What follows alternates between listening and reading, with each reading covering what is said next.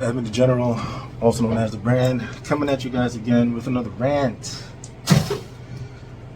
Another rant, boys and girls, another rant. I'm gonna talk about something interesting today, okay? Now,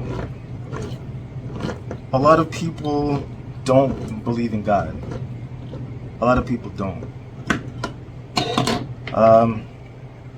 I grew up in the church.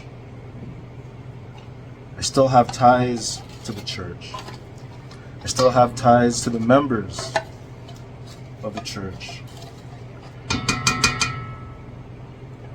I'll tell you guys a secret. Something that a lot of y'all wouldn't even know.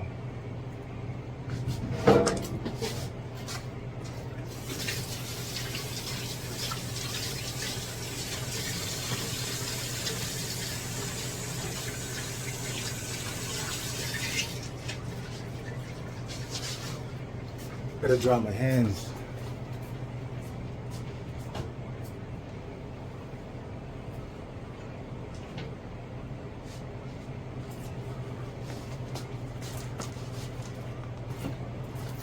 Okay, I'll tell y'all a secret. Now, I'm a musician. Meaning, ever since I was a kid until now, I played the piano. Graduated, teacher. So teach kids, students.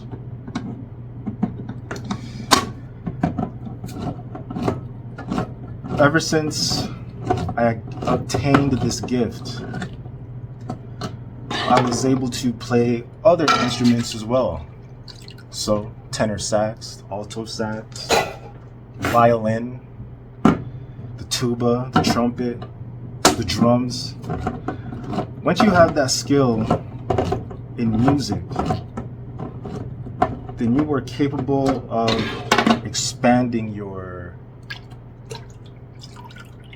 skill set to other instruments. Now, rap wasn't my number one thing. Like, I didn't grow up listening to rap. My thing was gospel music.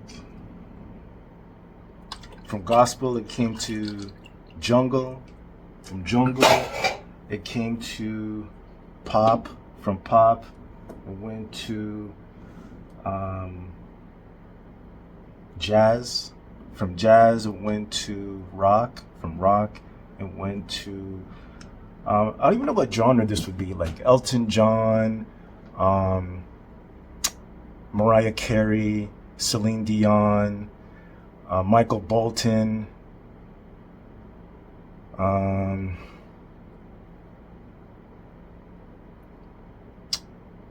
Lil Jimmy, Rick James,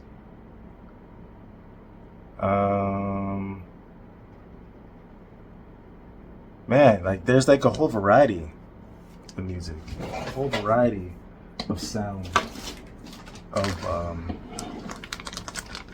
where that branched off into. Rap was pretty new for me.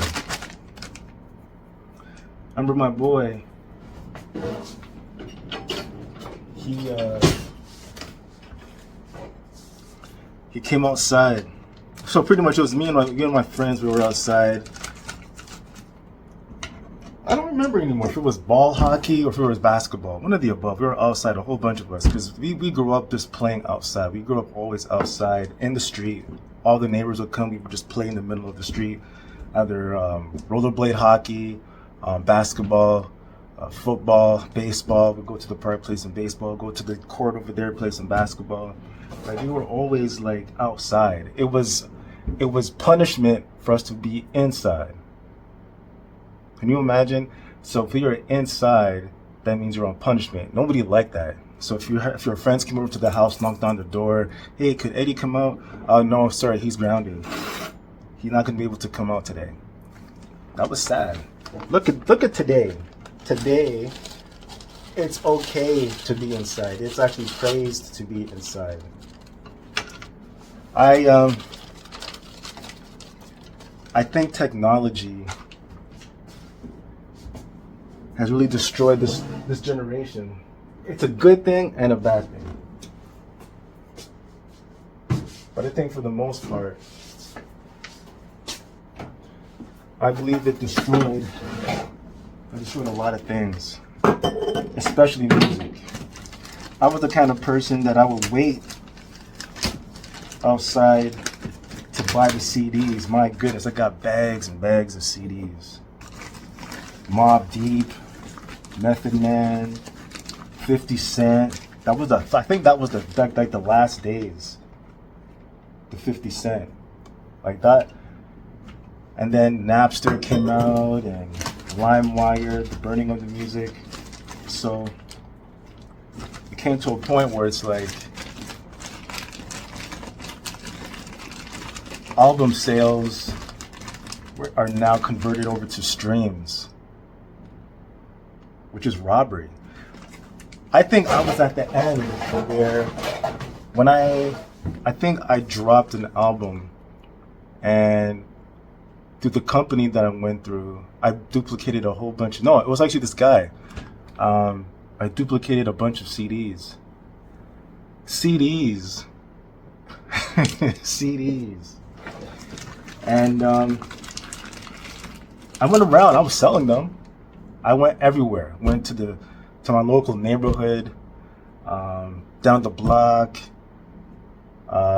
Traveled here and there, just selling CDs. And you could make a good change off of that, but then it came to a point where the CDs became obsolete.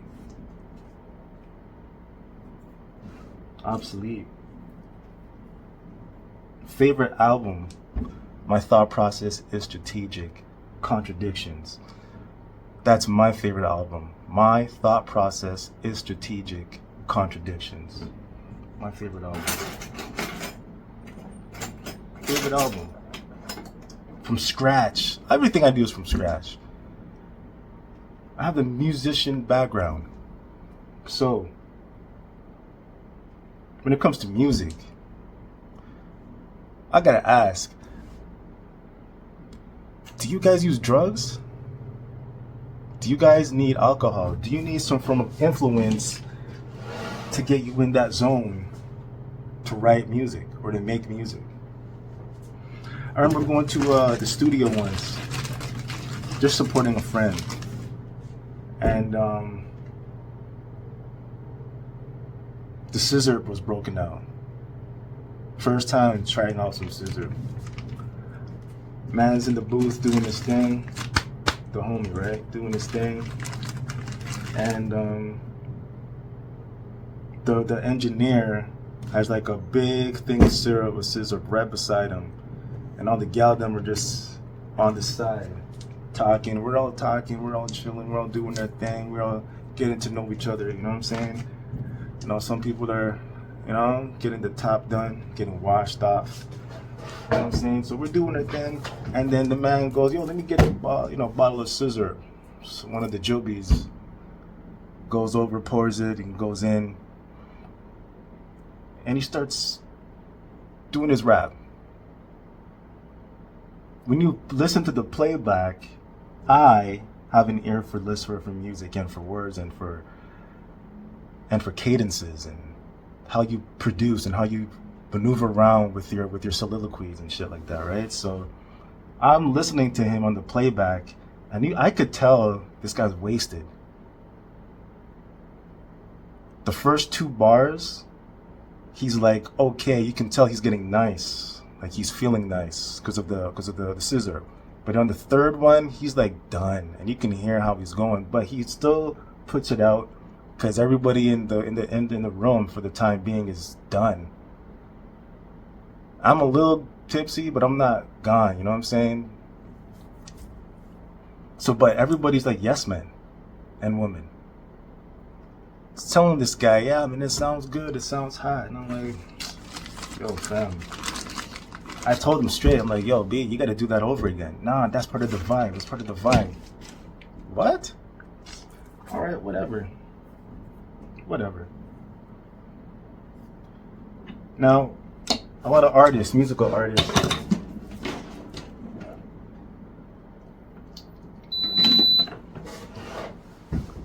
they get in and they already have addiction, drug addiction, alcohol addiction. I'm gonna be honest with y'all. I have been blessed to not have these issues at all. Back in the day, in my younger days, I've dabbled into chronic. I've dabbled into the alcohol. You guys would have seen me. My last time I actually touched a vape was like years ago. I'm clean now. But I write music still to this day. And when I did, I didn't need the influence of any drugs or any alcohol.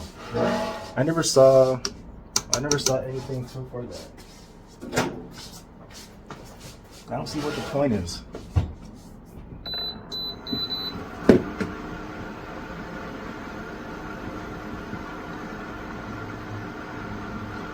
I gotta set something up. Hold on.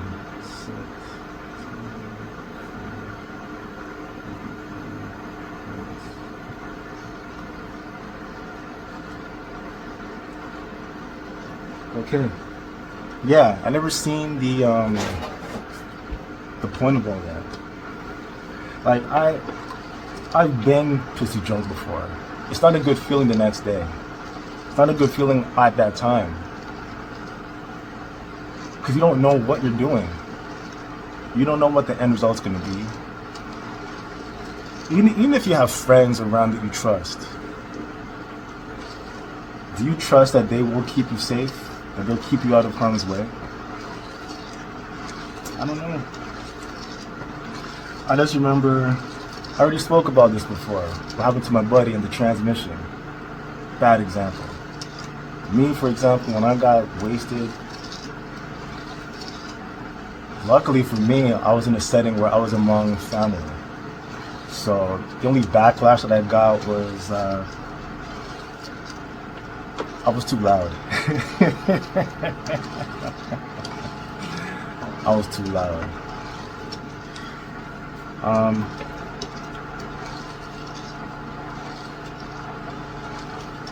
I heard the Carter 6 album though from Lil Wayne. Now, I don't think I was ever a fan of this guy. Like now that I think about it, no, I was never a fan of him. Yeah, I listened to some of his songs. Even Hot Boys, I wasn't really into that. Like the bling bling and I don't know. The whole scenery there back then, that wasn't my thing. You know what I'm saying? Like the lyrics weren't there. It was too elementary. But after listening to the album, the Lil Wayne, because I did listen to Carter 2, Carter 3, and I had to make a comparison to what I heard back then and then now. And I could tell, I could be wrong. Somebody has to correct me if I'm wrong, because I could be wrong. Correct me if I'm wrong. I feel that he has always been drug influenced throughout his entire music career. I don't know if there was ever a time where he was actually sober making music. The way how he speaks and the words that he's saying in his music, I don't know, like outer space stuff. It's weird to me. One thing for sure is, I didn't hear that much of the gang stuff, like with the guns and all that kind of shit. So speaking about aliens and this outer space world thing, like I'm not really tripping off of that. I actually would rather that if I hear music that has nothing to do with the gang life, I would rather listen to stuff like that. Like I'm tired of the bullshit. I'm tired of the negativity. I'm tired of it. It's draining. Like even the shows that I used to watch, I don't watch anymore. I used to watch with Cookie, Real Housewives of Atlanta, Real Housewives of New Jersey.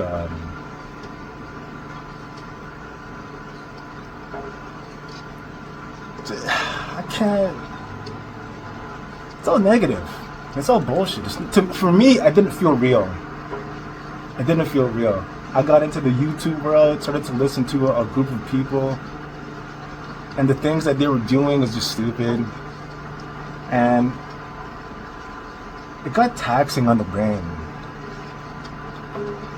It really did. And it was only just recently I just stopped listening to that at all, like period. I've been making a lot of changes in my life, like a lot of changes. The things that I used to do, I don't do anymore. I think it's becoming of age. It's becoming of age. I think as you get older, you should change for the betterment of yourself and of your mental health. You know what I'm saying? Like the things that I used to do last 10 years ago, last 5 years ago, last 2 years ago, I'm not doing that again. And I haven't done it again. I've always been trying to look forward to change, always. I'm not trying to preach to anyone, I'm just talking about me. I keep on saying this. When I make these videos, I'm selfishly doing this for myself. Selfishly doing this for myself.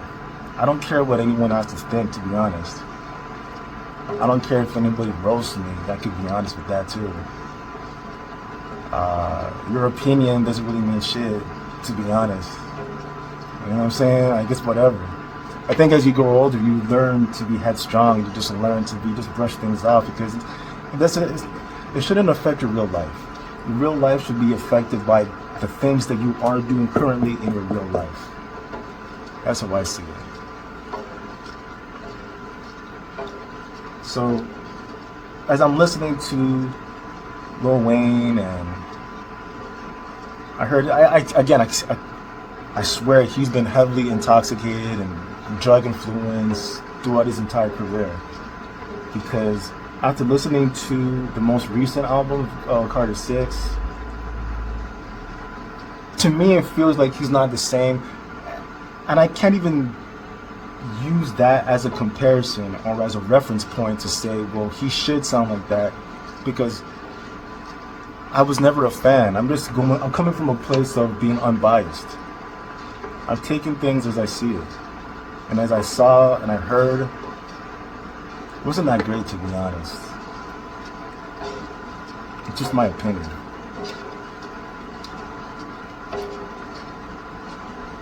Listening to Redman, which is one of my favorite artists, and Muddy Waters, Malpractice. There's another album that he did. Doc's the Name, right? I just recently learned in his interview, one of his interviews, that he was always high when he did that.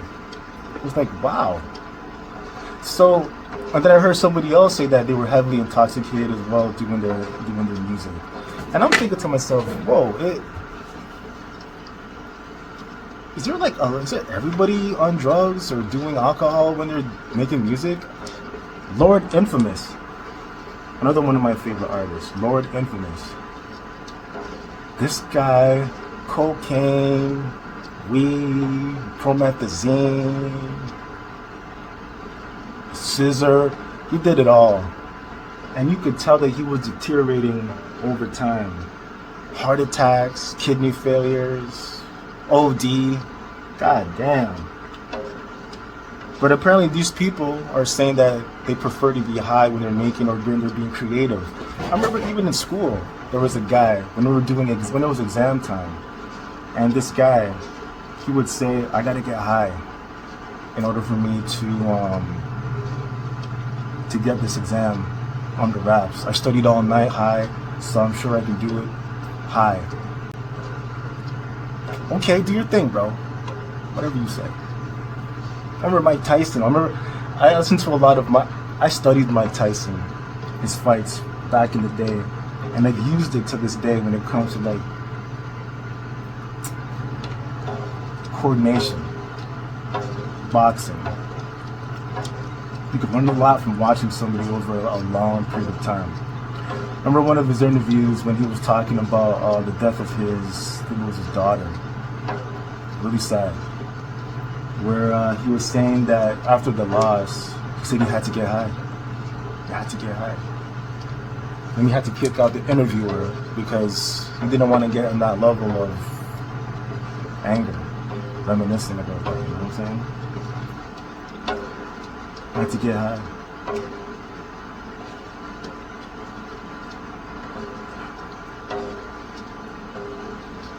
I'm trying to think of a reference point to go back and say, this is where it all started from. And the only thing that I could think about as where this getting high and doing drugs, two reference points. The first reference point, I think that's gotta be Dr. Dre, the Chronic album. In my musical experience history, I don't know if that's a good combination, but let's keep it as that. In my experience listening to music, that's the only reference point that I could come up with to say smoking dope is high. Then Cypress Hill co-signed that. Or probably they were doing it at the same time. I'm gonna have to do my research to know exactly what date, who came out with saying what, and blah blah blah. But from my recollection, that's what it feels like. It was Dr. Dre and Cypress Hill. I want to say they were the catalysts of that era, of that time, to make it cool to do drugs, to smoke weed. Even though weed was illegal, but to smoke weed. And that was the influence on black movies, black music, black entertainment. You see it in the movies, you see it in the TV shows. The era of love, peace, family, harmony, which is what I would consider the Jeffersons, Bill Cosby, A Different World. That era was gone. It was left behind. All the morals, the messages, the positive influences, the thinking for yourself, going to school, going to college, doing something for yourself, being something better. That left. And what was heavily influenced was the bullshit. And ever since the bullshit started, it just created a new generation of bullshit that follows after that. And each generation becomes dumber and dumber and dumber and lazier. My opinion. My opinion. 3 6 Mafia outwardly admits of doing cocaine, crack. I can't say crack. Cocaine, promethazine, scissor, of course. Drugs, influence. That set up another generation into that bullshit. When you see other artists coming out, co-signing, and it just gets worse every year.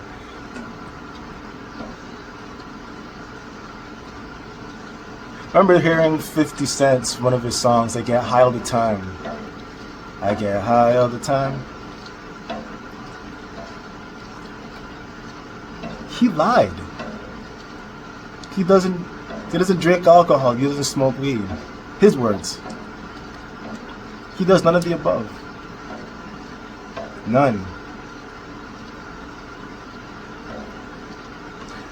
I learned a lot of artists who promote the violence, who promote the gang activity, who promote drugs and alcohol.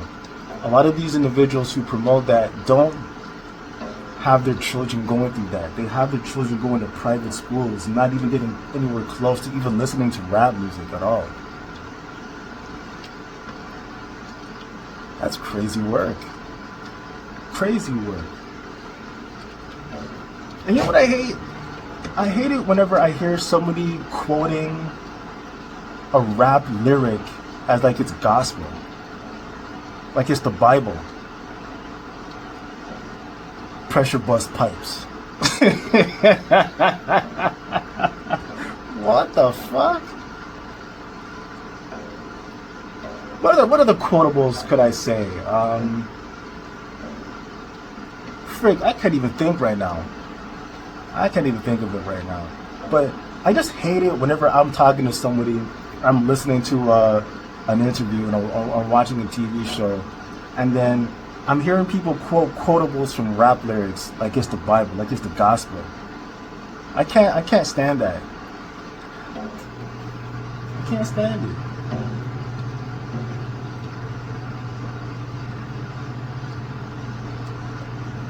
But apparently it's influential. I'm influenced by rap. I'm influenced by the things that I listen to, definitely. But you gotta pick and choose, man. Pick and choose.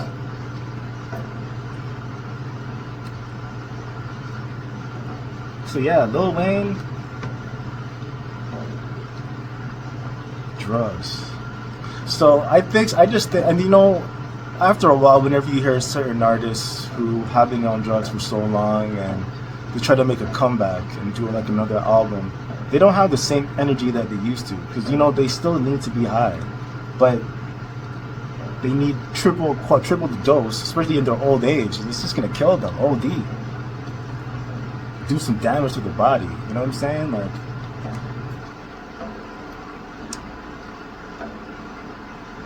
I see people doing podcasts or doing shows or videos, and they got to be under the influence, smoking dope and doing drugs, and they need that liquid courage. I remember back in the day, even going to like dances, going to the club, and you gotta demand them saying that, yo, you need like some liquid courage to go talk to a joby. Just talk to a girl. You need liquid courage. You need to get liquid courage to go onto the dance floor and dance. You need liquid courage to reduce. You guys need some kind of drug or alcohol beverage to get the motivation to do something, instead of having that internally. I don't honor it. I'm sorry, I just don't honor it.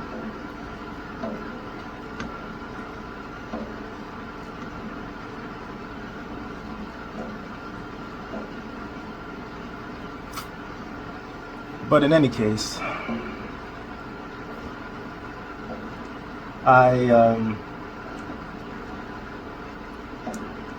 I've never needed any of that to do anything at all. Like to do work, or to talk to a girl, or to dance, or do music, write. The only motivation that you should have is just the motivation from within. You know what I'm saying? Like, that's what you should be having at all times. But I don't know. That's just my thought. I think I'm done, because I can't think of anything else to talk about that's revolving around influence and alcohol and beverages. You guys should check out that track, Watch Your Best Friend, The Warning, by Edmund the General. Watch Your Best Friend, The Warning, by Edmund the General. Check that song out. Check out that album, My Thought Process is Strategic Contradictions, by Edmund the General. I'll be dropping some new heat. I got this song. It's called Jamila.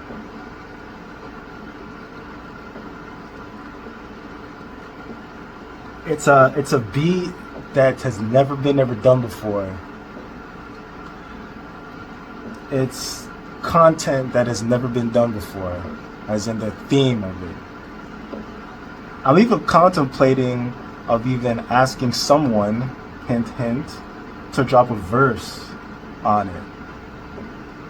I want to lay down my first two verses first before I even let that go for somebody to jump on. Cause this beat is fire. It's not no trap or hip hop rap beat. No, this is something that's gonna be like in the club. This is that club music. You know what I'm saying? Like, I've learned. I've actually steered away. Okay, I gotta watch what I say.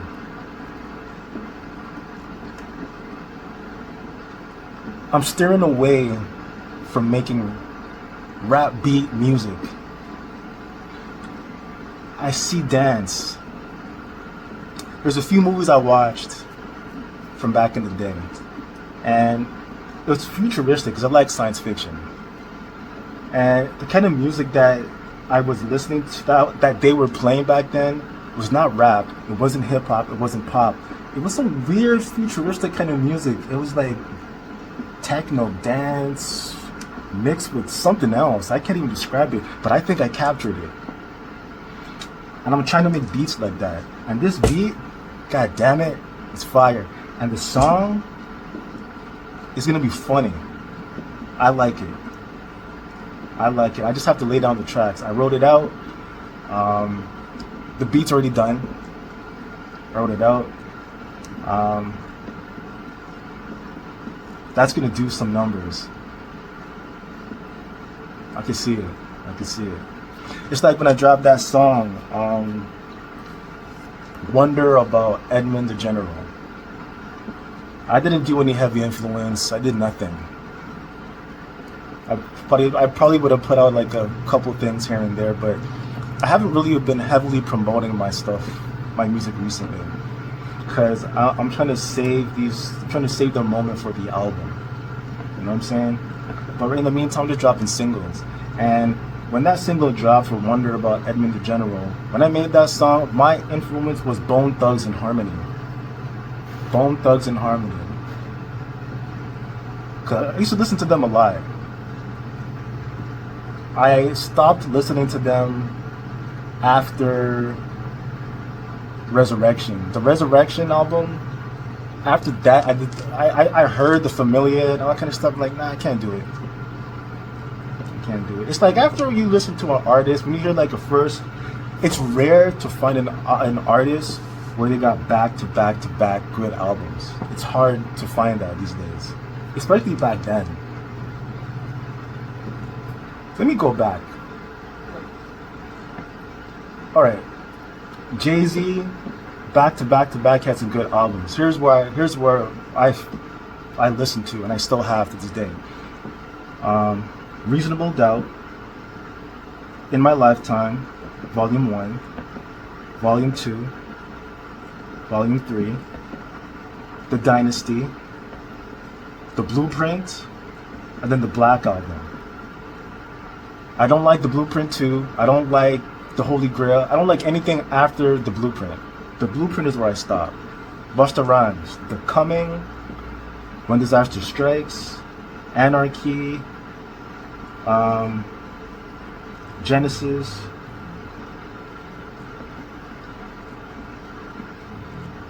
And I think after that, I can't do it. DMX, It's Dark and Hell is Hot. Flesh of My Flesh, It Was X, and I couldn't take all of the Grand Champ. I can't do it. Not even the Great Depression, I couldn't do it.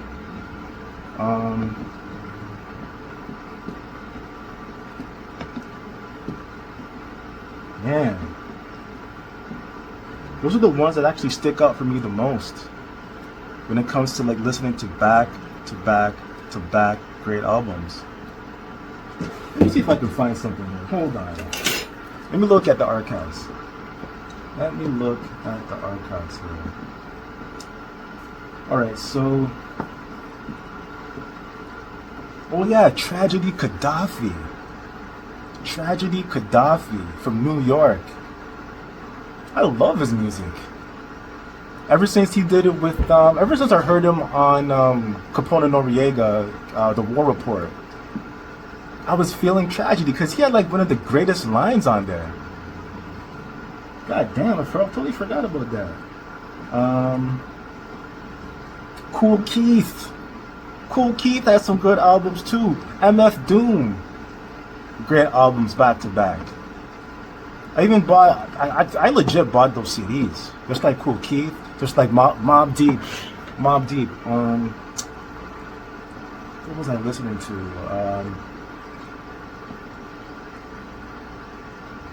Frig, I gotta find it. I'm gonna find it here. Mob Deep. Infamous Mob. No, not the Infamous Mob. Yeah, Murder Music.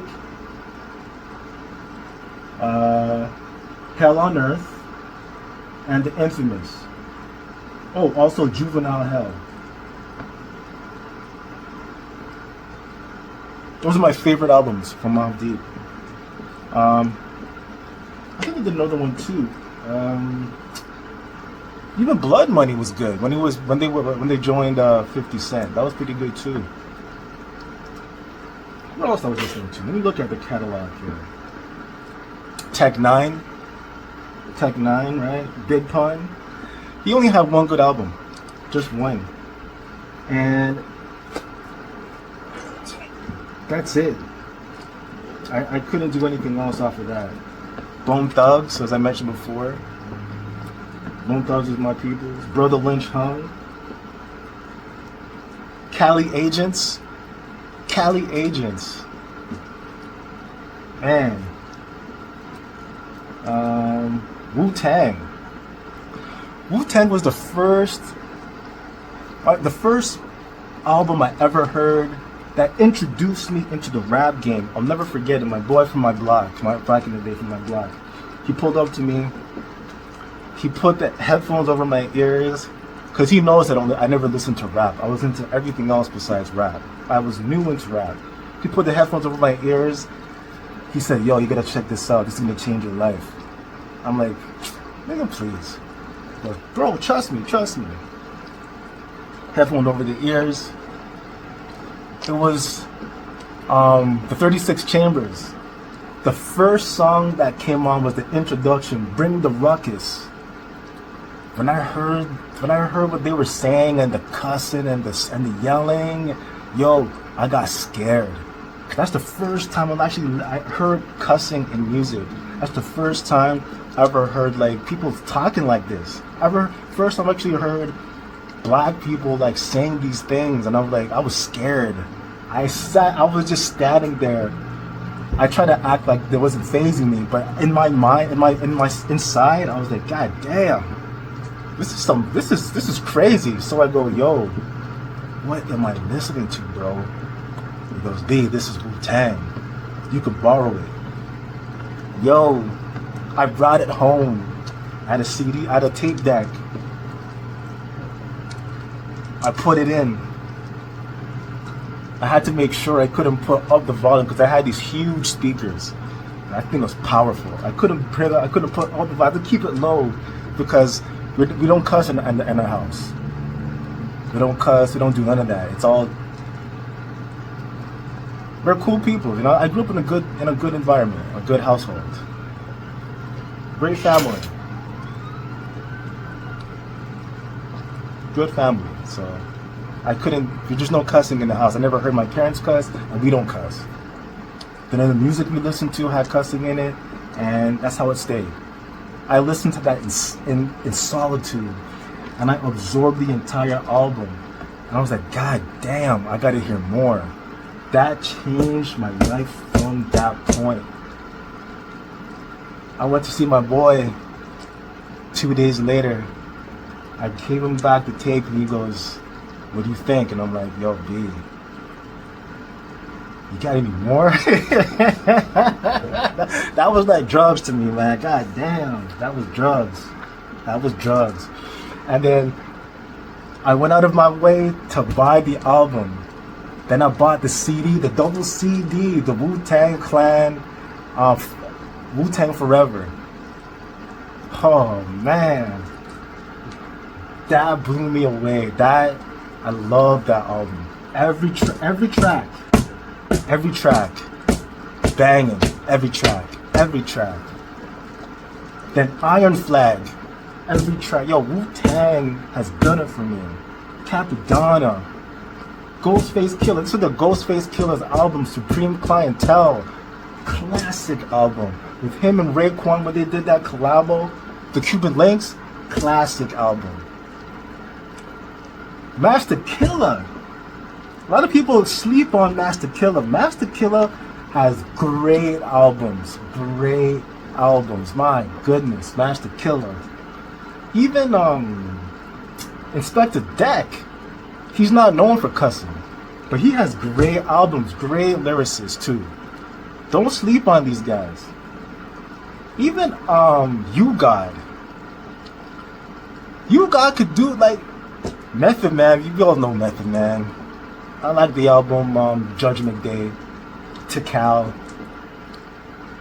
Even when he joined forces with Redman, I didn't even know that both him and Redman weren't that tight. They were just together for business, which I respect. I like that relationship. We come together, we chill, we talk for business purposes, but then after that, we got our separate lives. Like, homie, I gotta take care of this, you know what I'm saying? You too? Yeah, cool. See you next week, call my agent. Yeah, I like shit like that. Cut clean to the point. I didn't know that they were that. I really thought these guys were heavily influenced into the drugs and they were just smoking weed and just doing things together, and that's what I thought. But through the interview that I heard, they're not like that at all. They are not that close. They just come together for business purposes. I like that relationship. I like that relationship. Method Man is more into the movies and the TV shows, because he sees there's more money there and there's more growth there. He's more into Hollywood. So whatever he's doing to maintain in Hollywood, you know, whatever. I can't judge. I don't know. I can't say. But we all hear the stories about Hollywood. We know what goes on over there. You know what I'm saying? Could he be a victim? Could he? I saw the breakdown, the movie of the Wu-Tang saga. I forget what that was on. Anyways, I got this app. If you guys want the app, holla at me. I could give it to you for like $5. There's an app that I get access to all the channels from iTunes, Stars, HBO, Hulu. I got everything. If you want that app, only for Android users only, I can sell that to you for $5. Just let me know. I saw it on one of those stations there, and really good show. It was a series. I watched all the seasons. I binge watched that. Really good show to watch. Broke it down as far as I could tell, story-wise, as to how they were, the struggles that they went to. They were broke for a lot of time. They only started to make money on the second album. So the first album, they were still broke. They were still going to jail, still having these issues. Old Dirty Bastard was really going through it. Living all in the mansion together. Like, they broke it down as far as I could tell. And I thought it was pretty cool to watch. That was pretty cool. So that was my eye opener to the Wu-Tang world. That completed my astonishment, my amazement in that rap group Wu-Tang Clan. I love those guys, man. I love those guys. Like that was the first that was the first rap I ever heard. And just to watch that show and to understand the difficulties, the trials and tribulations. I didn't even know Raekwon had beef with Ghostface. You know what I'm saying? Like, it was really that deep. Like, the war that they were going through, I was crazy. Raekwon being homeless, living on top of the roof. God damn. That was a really good show. I really enjoyed the show. RZA did a good job. Really good job.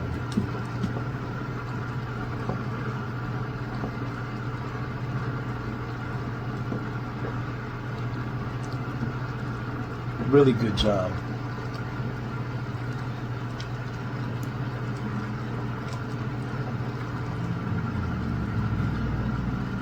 But yeah, DITC, The Brat.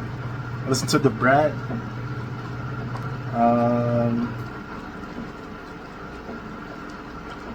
EPMD, Freddie Fox.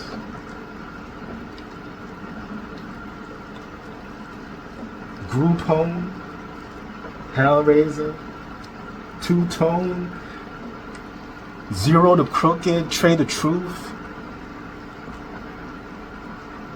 ABN, Assholes by Nature. That's a classic album. Classic album. Oh my goodness. Every song, banger. With Trey the Truth and Zero to Crooked. When Assholes by Nature, the album. Classic album. I love that album. My goodness. I'm gonna keep on ranting about the music that I like for too long. And I won't finish until like forever. I could just keep on going about this. But for the time being, I think I'm done. Edmund the General. If I could think of anything else to talk about, another subject to dwell on, I'll do another rant. But yeah,